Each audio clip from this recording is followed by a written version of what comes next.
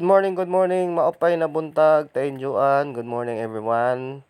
So, nanapod ta atong ministry karon sa giving ministry. So, blessing kayo ang makadawat ani nga bike.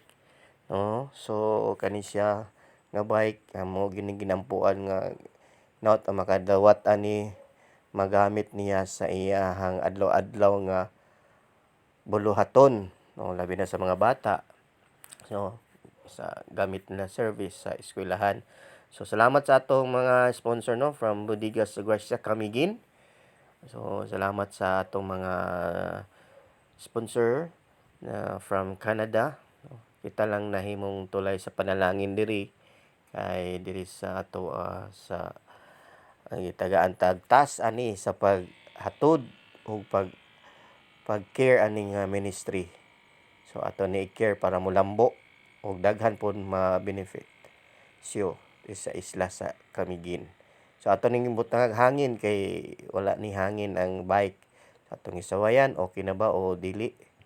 O okay na, pais na. So ato na ning ihatod brother and sis no sa area kung nato ihatod dapit ang area ng location.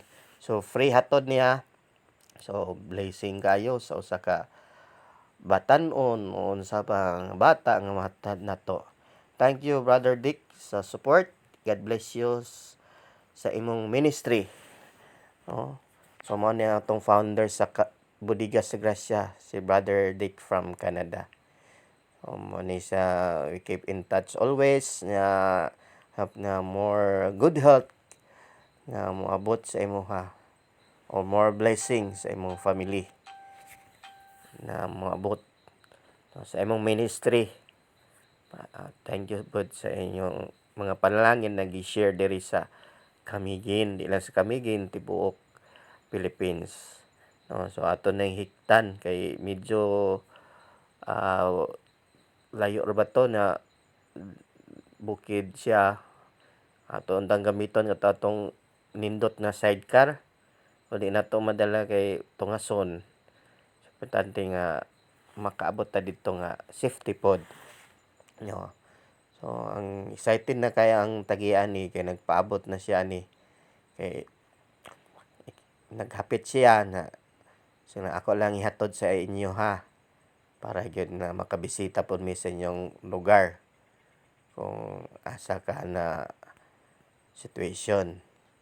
So ako pod na excited pod ko lipay kay ko nga makadawat siya ni bicycle.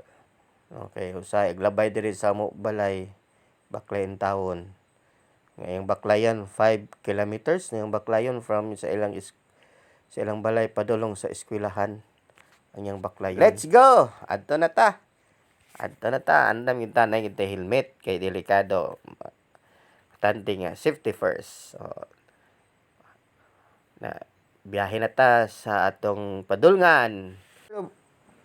The Word of God says, Proverbs 11:24-25, the generous man will be prosperous, and he who waters will himself be watered. So, mo na siya. Kung ang taong may natagon, prosper gid siya, no? Igawas-awas ang iyang kadagaya, ang iyang bitubod, no? Sige gid walay puwas na panalangin, no? May natago na tao.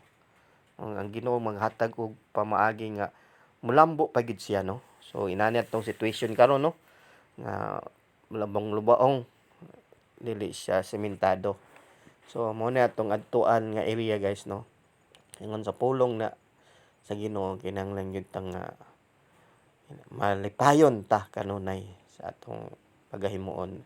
Itong himuon for the glory of God, not our glory. So, naabot na ta sa area. Perting lipaya sa lula, oh. No? Lipay kay siya nga. Naabot na gid ang bike. O, pilpod ang bata, no? Excited na kay siya. Nga, magbike na gid siya. Salamat ni sa Bodegas Gracia nga nakaabot diri sa Camiguin ang Bodegas Gracia pinaagi sa Ginoo nga gigamit si Teacher Roth of si Teacher Junri Pukor nga nagtunga sa bukid. Mga dire sa pamumulo. Perting lipayan nila gayo mga brother and sis no nga nagampo po mi sa ila ha. Nga inaot nga kaning bata mahimo pud siyang galamiton diya sa Ginoo. Nagampo mi niya nga malambuon po ni na bata. Siyang pag-eskwela maglahot tayon siya diya sa pangalaga diya sa Ginoo. Salamat kayo. God bless sa tanan.